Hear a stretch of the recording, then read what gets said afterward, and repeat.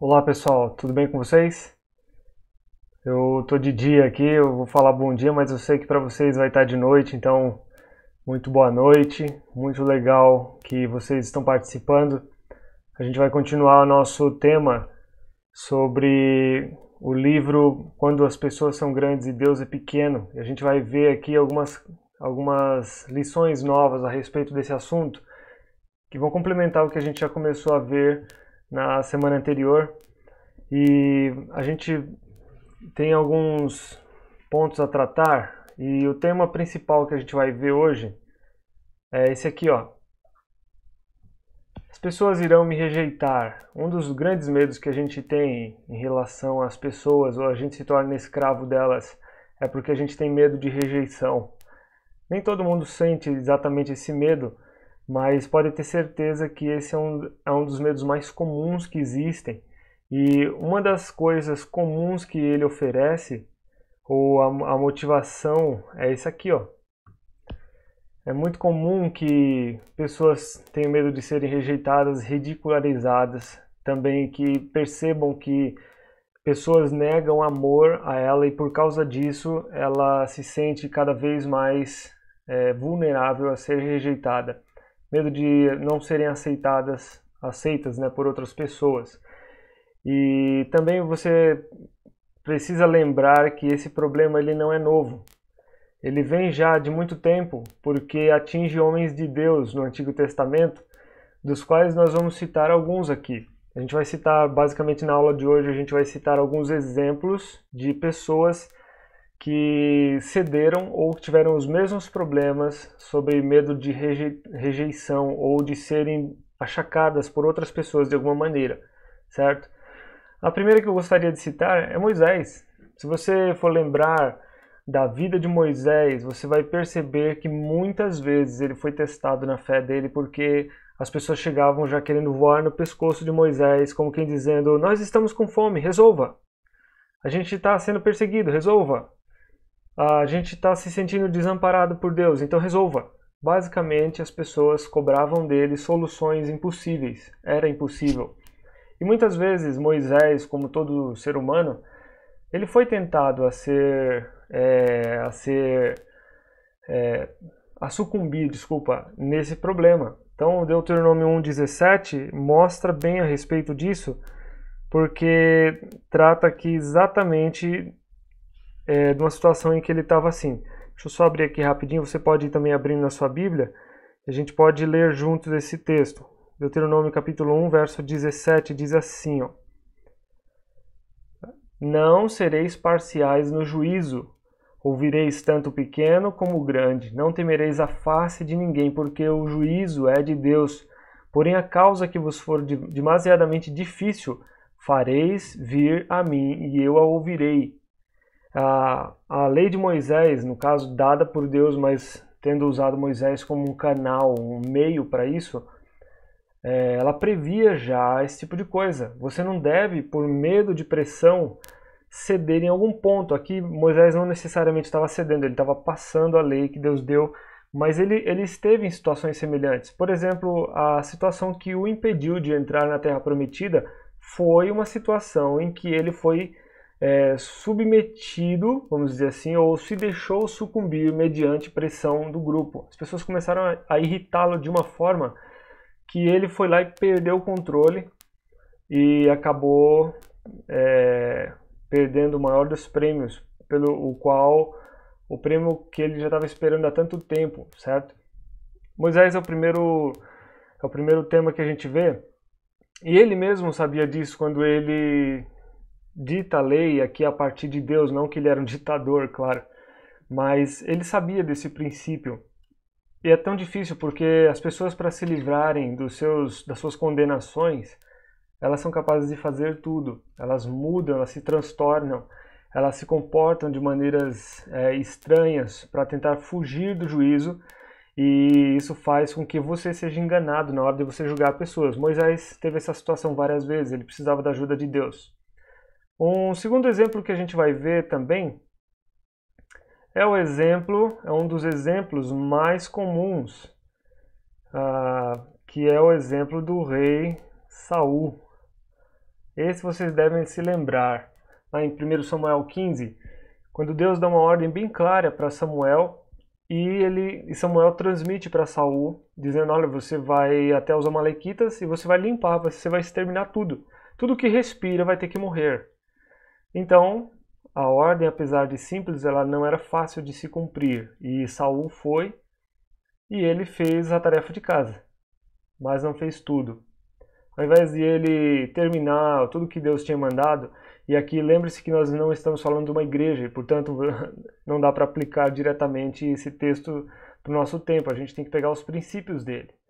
E aconteceu que Saul entra na terra dos amalequitas, limpa tudo, menos o rei Agag e o melhor dos bois e das ovelhas, que era para ter ido tudo embora também. Deus queria limpar o nome daquela nação, como ele fez mais tarde com outras, como Edom. E até os próprios amalequitas, eles desapareceram na história por causa desse fato. Então acontece que quando Saul fica esperando Samuel por uma semana, ele não aguenta, ele vai lá e se precipita, faz um sacrifício que ele não podia fazer, era só o sacerdote que fazia. Depois ele vai para a guerra, não obedece toda a ordem, então isso acaba fazendo dele alguém reprovável. E sabe, quando Samuel vai diante dele e fala assim: por que que você agiu dessa forma? Então ele responde com esse verso aqui, ó. Saul e o povo pouparam a Agag o melhor das ovelhas e dos bois, os animais gordos, os cordeiros, o melhor do que havia. Aí, na sequência, ele combina o seguinte. Samuel encosta ele na parede, olha o que ele diz: porque temi o povo e dei ouvidos à sua voz. Como quem dizendo assim: eles me apertaram, eu não pude fazer nada. Como Arão, por exemplo, quando fez o bezerro de ouro, que a gente vai citar esse exemplo mais tarde, você vai ver que ele fez a mesma coisa. O povo pediu que eu fizesse um bezerro e eu fiz. Como se ele não pudesse, como se não tivesse a capacidade nenhuma de filtrar aquela informação e falar: não, peraí, tá errado. Então ele foi, e isso custou a ele o reino, certo? Então esse segundo exemplo, ele é muito crítico, ele é muito difícil para a gente entender. Um terceiro ainda, só que esse já é no tempo do Novo Testamento, e ele não é tão complicado da gente sintetizar, e é o exemplo dos fariseus. Eles tinham orgulho de não crer em Jesus. Não sei se você já viu esse tipo de coisa por aí. Com certeza você já deve ter visto quando alguém fala assim: ainda bem que eu não penso desse jeito. Eu não sei como tem gente nesse mundo que pensa assim assado. Você já disse essa frase, porque eu já disse, é muito comum. Qualquer pessoa conversando e destoando de uma ideia que está circulando pela população, é natural que em algum momento vai chegar uma coisa no seu ouvido que você fala: opa, peraí, eu não quero conversa com isso, está muito estranho. Então, isso faz você muitas vezes agir como um juiz, só que tem situações que você acaba errando por julgar errado. E os fariseus não foram diferentes. Eles não só eles entendiam a pregação de Jesus, eles sabiam que aquilo era verdade porque não confrontava, não entrava em choque com os profetas, pelo contrário, os homologava, cumpria a palavra dos profetas, eles sabiam que Jesus tinha todos os critérios de um Messias, mas eles preferiam não crer, porque eles não queriam criar qualquer tipo de problema com a população judaica ou com os líderes judaicos, certo? Lembre-se que os fariseus não eram os únicos líderes. Você tinha saduceus, herodianos, você tinha subseitas dentro dessas que tinham uma posição ou outra. Então, para você manter-se dentro desse círculo, você meio que precisava pensar igual. Isso é uma ideia que está muito presente nos nossos dias e chama-se hegemonia. Hegemonia é relacionada a ideias, né? Você está proibido de pensar outra coisa. E aí foi por causa disso que nos nossos dias surgiu o politicamente correto, porque a gente não tem mais a liberdade de pensar o que a gente quer. A gente é achacado quando a gente tem uma certa opinião diferente de um certo grupo que se considera a maioria, quando não é a maioria, certo? E está minado em todo lugar, inclusive ou principalmente na grande mídia, que a gente tem ouvido falar tanto dela, né? Então, esses fariseus, eles acusavam outras pessoas de serem iludidos ou bobos. A palavra bobo parece boba, né? Ah, nossa, ele ainda usa a palavra bobo. Mas você muitas vezes tem medo de ser visto como alguém tolo, bobo. Ah, esse cara, ele sabe fazer tanta coisa interessante, ele é tão técnico no que ele faz, ele é tão especialista, é tão destacado no seu ambiente de trabalho e me prega um papelão desse de perder tempo com a sua fé. Olha só, e que coisa. Então você cairia no mesmo funil que os fariseus. E nesse capítulo 8 de João, eles destacam esse tipo de coisa. Ainda, como eu falei antes, para eles o evangelho até que fazia sentido, mas o que os judeus que estavam na sinagoga, eles meio que ficavam de olho para ver quem ia ceder e chegavam lá e acusavam-nos. E Jesus mesmo os acusa e dá uma sentença sobre eles, quando em João 12 ele diz: porque amaram mais a glória dos homens do que a glória de Deus. Então eles chegavam ao ponto de rejeitar o Messias, que era o maior objeto, vamos dizer assim, de todas as setas apontando das profecias. Né? As profecias apontam para algum lugar. Tal lugar vai acontecer e tal lugar vai acontecer. Só que no final, todas as profecias convergiram para o Messias e depois para uma nova época em que o Messias seria o rei no futuro. As profecias convergem, elas apontam nessa direção. Eles rejeitaram o melhor que tinha por causa de um pensamento errado a respeito das pessoas. Eles se tornaram escravos das pessoas porque eles preferiram a glória dos homens. Cuidado para você não cair no mesmo funil. A gente passa também a um próximo exemplo, que é o fato, muitas vezes, de a gente falar sobre ter coragem de morrer por Cristo. Muito bonito esse conceito e, na verdade, ele é muito forte também, porque muitas pessoas no passado perderam a sua vida e nos nossos dias ainda estão perdendo. Em alguns países, milhares de cristãos são mortos todos os meses, média aí mais ou menos de 7 a 8 por dia, por causa da sua fé. E claro que é uma causa nobre. Talvez se alguém perguntasse para você, você teria coragem de morrer por Cristo? Aí você diria assim, com certeza. E é muito provável que na hora você topasse, certo?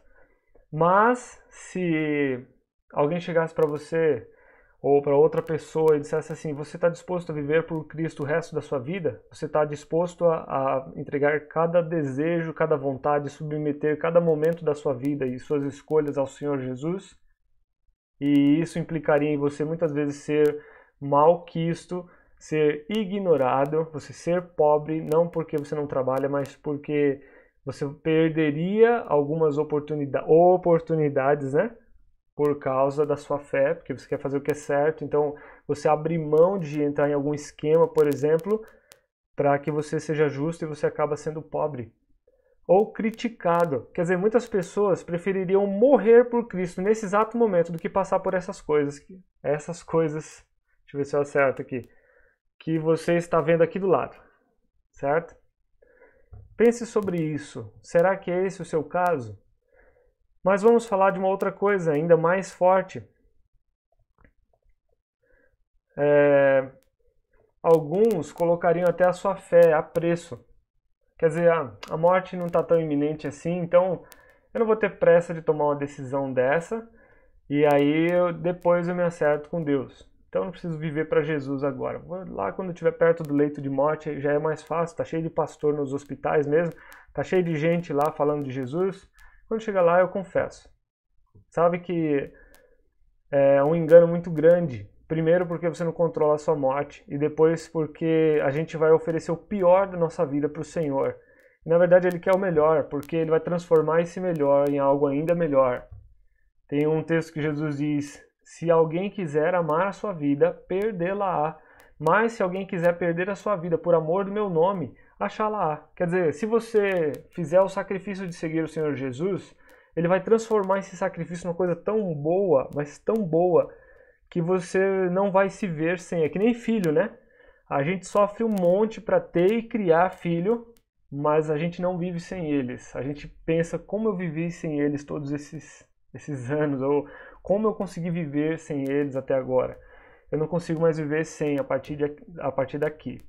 Então, Muita gente teria a coragem de morrer por Cristo, mas quando a gente fala, quando o assunto é pessoas decidirem viver exatamente como Jesus espera, a gente pensa duas vezes, certo? Em outras palavras, elas querem dizer: mate-me, mas não faça com que as pessoas deixem de gostar de mim. Olha que sério que é essa afirmação. Eu gostaria de ser querido, admirado e respeitado, mas não coloque minha fé acima disso. Se isso for provocar mancha da minha imagem, eu prefiro nem ter fé. Então, quer dizer, você acaba errando uma verdade absoluta por causa de uma imagem, certo? Vamos falar de algo ainda mais profundo agora. Evangelismo. É negócio difícil, né? Quando eu estava no seminário, eu tentava bolar as melhores estratégias, como se fosse um pescador, né? Jesus disse que a gente ia ser pescador de almas, então uma das coisas que eu pensava é: bom, tem pessoas precisando do Senhor Jesus em todo lugar, mas existe a probabilidade de ter mais pessoas em determinados meios e lugares que eu poderia atingir do que outros. E de fato esse pensamento não é errado.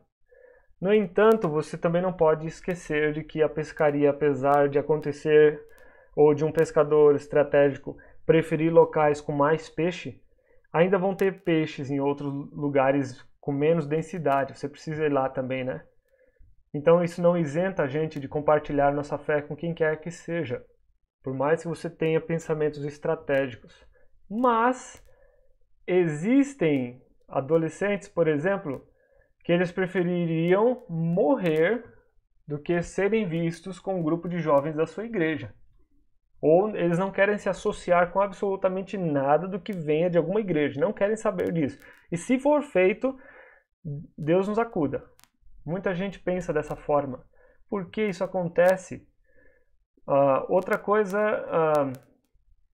é a gente pensar, por exemplo, em países longínquos, como a Rússia, como países na janela 1040, né? Caso você não saiba, é uma região do nosso globo, um paralelo, se não me engano, é o paralelo 10 e o meridiano 40, ou é o contrário, que define uma área no globo que tem uma densidade populacional absurdamente grande e uma densidade de evangelismo absurdamente baixa. Então, seria uma região de investimento alto do evangelho. No entanto, também é a região do mundo com a maior taxa de perseguição.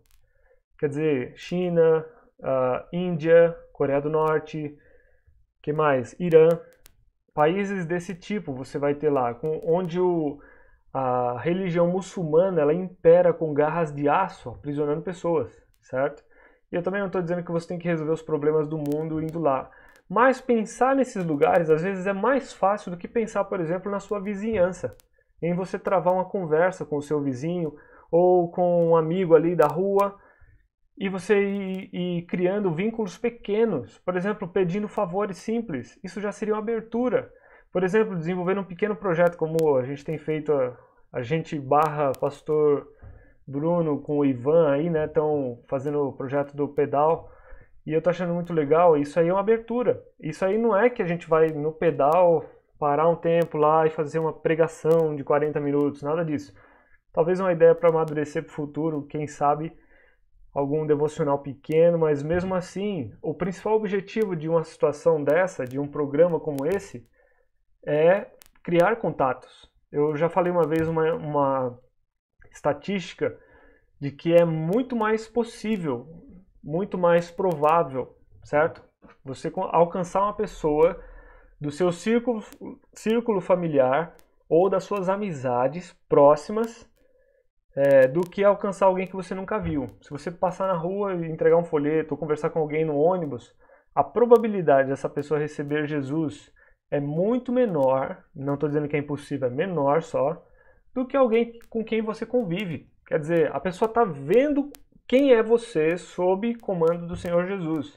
Se ele olhar para esse diagnóstico e ele entender, gostei, é isso aí, eu quero isso aí para mim.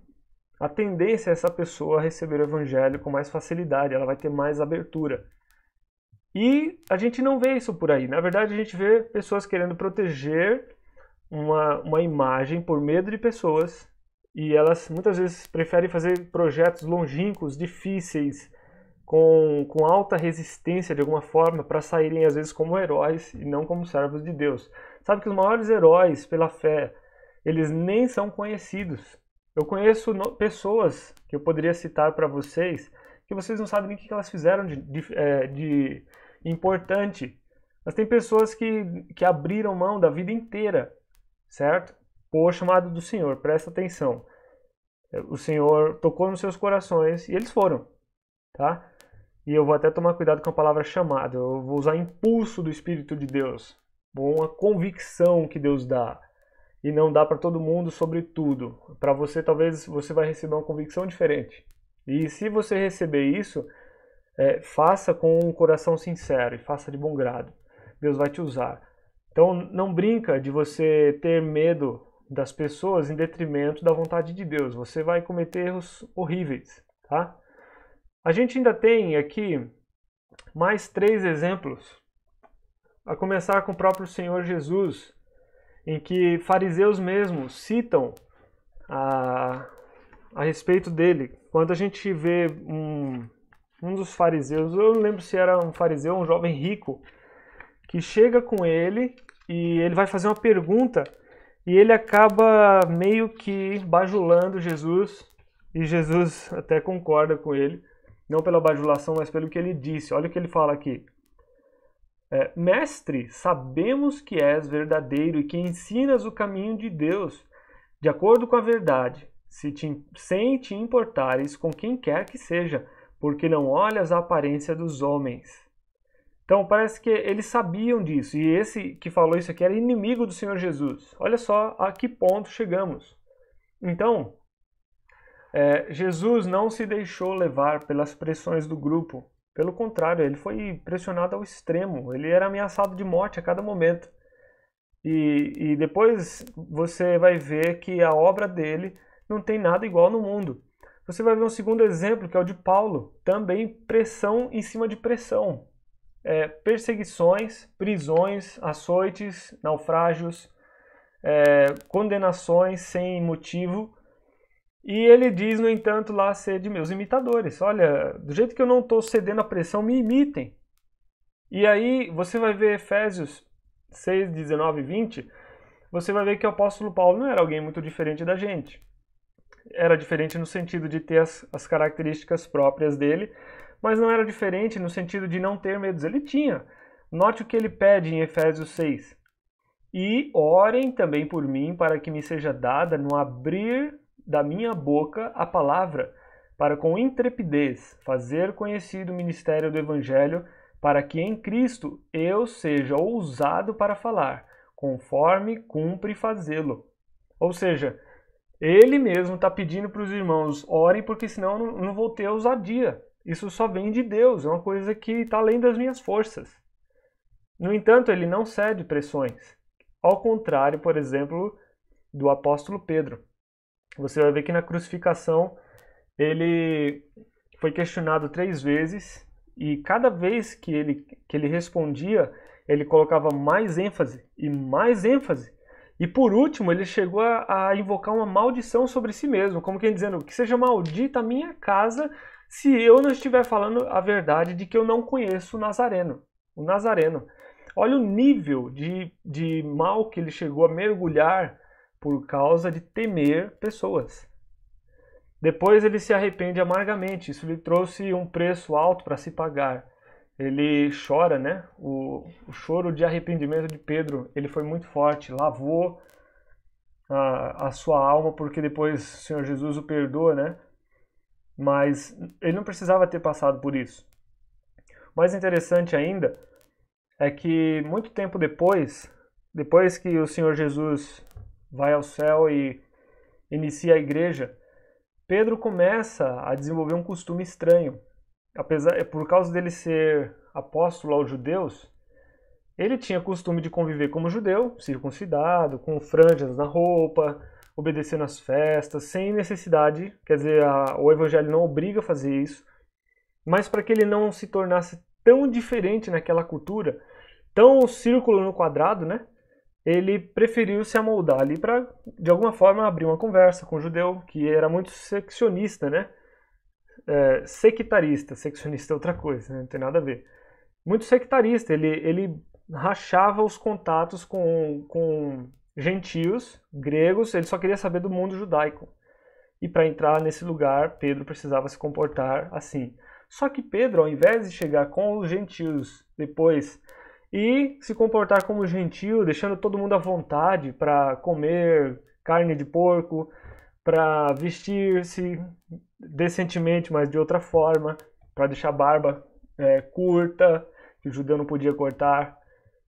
Pedro não, ele se afastava dessa gente e quando ele às vezes até ficava junto, mas quando chegava um judeu ele ia lá e fugia com medo daqueles. Então ele cedeu à pressão de ser rejeitado e ele acabou pecando de novo. Ao ponto de que em Gálatas 2:13 Paulo chega e resiste ele na frente de todo mundo. E Paulo ainda usa o termo na cara, né? Resistir-lhe na cara, como quem dizendo, você é reprovável.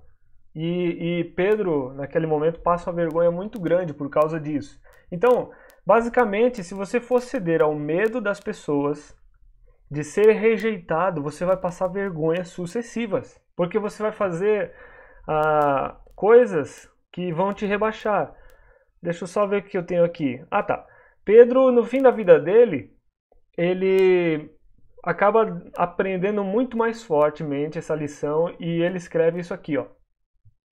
Ora, quem é que vos há... Eu escrevi errado aqui, tá? Ora, quem é que vos há de maltratar se fordes zelosos do bem? Mas ainda que venhais a sofrer por causa da justiça, bem-aventurados sois. Não vos amedronteis, portanto, com as suas ameaças. Nem fiqueis alarmados. Antes, santificai a Cristo como Senhor em vosso coração. Se você separar o Senhor Jesus para ficar na posição certa dentro da sua vida, se ele reinar corretamente no seu coração, você vai vencer os seus medos. Santifique ele, isso que quer dizer, separe ele de todos os seus outros pensamentos e valores e deixe ele acima deles, ao ponto de que, se algum desses valores contrariar a vontade do Senhor, você já elimina ele e você passa a se submeter ao Senhor. É o que está sendo dito nesse verso, revelado pelo próprio Pedro. Então,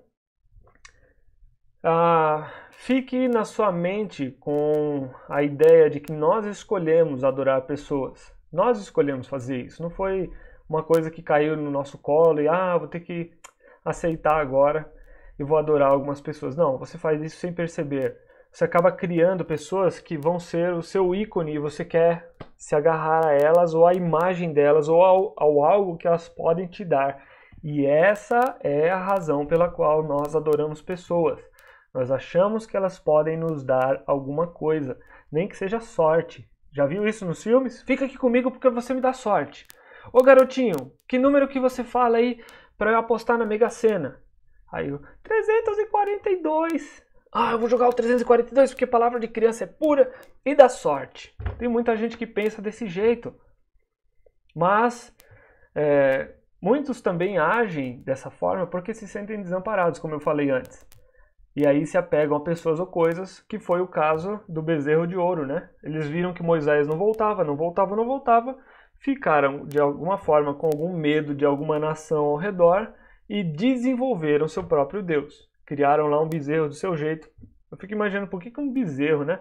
Podia ter feito talvez a estátua de um homem forte, do Hulk lá, e falar, né? Nem para isso os caras pensaram direito, para fazer o errado, né? E isso leva a um outro pensamento que o autor do livro destaca. Ele conta uma história. Não sei se o nome dessa pessoa é esse mesmo, se é Sara. Eu não sei se a história é verídica ou se ele contou ela só para ilustrar alguma coisa, mas ao que tudo indica é uma história verídica. Ainda não consegui conferir na internet pesquisando se aconteceu algo desse tipo ou não. Mas basicamente ele conta de uma atleta que durante a escola ela era excelente em tudo que ela fazia. Ela tirava sempre os melhores lugares nos esportes e tentava se esmerar nos estudos. E ela vencia campeonatos sucessivos durante 3, 4 anos. E ela sempre tinha as melhores marcas, ao passo de que quando ela conseguiu alcançar todas as suas melhores marcas, ela entrou em pânico porque não sabia ou não estava conseguindo mantê-las. E ela ficou com tanto medo do que iriam pensar nos próximos anos. Preste atenção, trabalhar com suposições. Começou a pensar tanto na imagem que ela teria nos próximos anos por não atingir as suas marcas anteriores, quebrar os seus recordes, que ela pegou uma espingarda e atirou no próprio peito. E ela encerra uma vida brilhante por causa de uma sensação, um pensamento que ela tinha sobre os outros.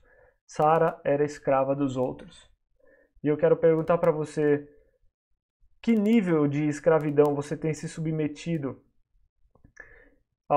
de outras pessoas? Isso tem afligido você? Isso tem feito você carregar um peso além do que você consegue? Sabe que Deus, quando cria o Evangelho, Ele nunca cria o Evangelho para escravizar ninguém, pelo contrário, Ele cria para aliviar a sua carga. Por que você está vivendo tão pesado assim? Faça umas perguntas para você agora. Tente explicar para você mesmo o que significa o temor do homem. Tente também fazer uma lista mental das vezes. Desculpa aí que ali está meio fora de esquadro, tá? Tente fazer uma lista mental das vezes que você foi afetado por esse tipo de comportamento, que você mesmo acabou se entregando. Também faça algumas perguntas para você, dentro desse mesmo contexto, que vão revelar o temor do homem. Eu não sei se essa última frase aí vai ficar tranquila no seu visor aí. Deixa eu ver se eu consigo melhorar isso para você. Mas pergunte basicamente quais são as ações e os pensamentos que eu quero manter em segredo. Existe algum deles? Existe alguma coisa assim que você faz ou tenta esconder para, de alguma forma, tapar um buraco na sua mente? Quantas vezes você se protegeu com mentiras, justificativas, acusações, fuga ou mudança de assunto? Muitas vezes a gente faz isso no ambiente de trabalho e nos nossos casamentos. A gente faz isso. Quando a gente é questionado, pressionado pelo cônjuge, a gente acaba desenvolvendo mentiras, justificativas, começa a acusar para se defender e aí começa a tentar fugir pela tangente para não ser pego. Isso aconteceu com você? Responda para si mesmo. Você também demonstra favoritismo. Existe um nicho de pessoas que você respeita mais do que outras? Você se sentiria, por exemplo, envergonhado se esse nicho de pessoas te visse andando com outro grupo de pessoas? Por exemplo, como eu citei dos adolescentes, né? Se você vê que alguns vão te ver com o pessoal da igreja, você vai se sentir com medo, envergonhado? Você respeita mais o rico do que o pobre? Tem mais algumas aqui. Quais figuras poderiam descrever você? O que descreveria você? Por exemplo, um animal que tem uma certa característica. Talvez você diga, eu pareço uma águia, ou pareço um leão. Mas será que você, por exemplo, não se comportaria como uma hiena? Que se junta com as outras hienas e ficam procurando um alvo fácil? Muitas vezes para se defender. Uma hiena nunca luta sozinha com um leão. Ela sempre está em banda, ela sempre está... Né? E é interessante até o fato delas ficarem naquelas gargalhadas assustadoras, né? Não sei se você... Isso parece um cavalo agora, né? Mas depois você procura um vídeo de uma hiena, você vai ver como é que é o comportamento delas. É sempre em banda, porque elas sempre estão com medo. Mas se elas estiverem... como é que se diz? Sozinhas, elas são super covardes. Acho que eu trunquei aqui algumas coisas. Deixa eu melhorar aqui na sua tela, para você enxergar melhor. Você me desculpe aí, talvez fique bem menor a letra, tá? Vamos ver o que eu fiz aqui. Melhorou um pouquinho. Também evite a codependência. A gente aprendeu que codependência é o medo das pessoas. O codependente ou os codependentes, eles podem sentir-se responsáveis por outras pessoas sem necessidade, sentir-se obrigados a ajudarem os outros a resolverem os seus problemas, e isso nem sempre é possível. a solução dos problemas de uma pessoa dependem dela mesma. Por exemplo, perdoar uma pessoa lá do passado. Você não vai poder fazer isso, ela vai ter que perdoar. E quando pessoas não perdoam, elas se envenenam. Davi fala, né, num salmo, se eu não me engano, 51, enquanto eu calei o meu pecado, envelheceram-se os meus ossos, e minha carne se tornou em sequidão de estio. Então, não adianta a gente tentar ajudar pessoas a resolverem os seus problemas quando elas não querem, certo? E na verdade você não resolve eles, você aponta para a solução. Olha, você quer saber por onde começar? É ali. Você vai por essa direção que vai dar certo. E a pessoa decide ir ou não. A sua responsabilidade não é levar ela, certo? Muitas vezes também pessoas se cansam de sempre dar e elas nunca recebem. Isso é típico daquele que tem medo de pessoas. Ele quer dar porque ele quer manter a imagem dele, então ele oferece, ele dá a força que ele não tem para manter a imagem. Outra coisa, pessoas que são codependentes, elas tendem a acusar e somente acusar. Também se sentem não valorizados. Né, mamães? Peguei muitos agora, né? No pulo. As mamães são campeãs nisso, né? Vai ter um dia que eu vou sumir e vocês não vão me ver mais aqui e esse negócio todo aqui vai acabar, essa casa aqui vai para baixo. Veja se você nunca fez isso, hein, mamãe? Cuidado com isso, tá? Você pode estar se tornando codependente dos seus filhos ou da sua família, com medo de eles te jogarem fora um dia. Não faça isso. Não tema a rejeição. O codependente tende a temer a rejeição, a ter vergonha de quem é, a se preocupar se é bem quisto ou não. Eu conheço pessoas assim, que por ética, obviamente, eu não vou citar os seus nomes, mas que ainda vivem dessa forma. Pessoas que são codependentes concentram sua energia em outras pessoas e problemas. Elas ameaçam, elas subornam, elas imploram, elas falam o que agrada, elas desafiam para conseguir o que querem. Elas tentam manipular. Cuidado com isso. Elas se deixam machucar pelos outros sem dizer absolutamente nada. Não estou dizendo que você tem que ser alguém reativo a ponto de criar uma confusão muito grande. Não. Mas você tem que saber conversar a respeito disso. Se sentem furiosos a ponto de perder o controle, se sentem os mártires, né? Os que são assim, quase que a ponto de ser adorados pelos sacrifícios que fizeram. Ser responsáveis ao extremo ou irresponsáveis. Tá vendo o tamanho do funil que a gente cai? Tá vendo o tamanho de carga que a gente carrega sem necessidade? Tá vendo como a igreja ela perde porque você concentra a sua força em outras coisas? Então, a partir de agora, você já está sabendo que o quanto as pessoas te veem ou como elas te veem não é importante. E também, isso eu estou me referindo ao primeiro capítulo. Então, e também o quanto as pessoas podem ou não rejeitar você também não é importante diante de Deus. O que importa é a aprovação do Senhor.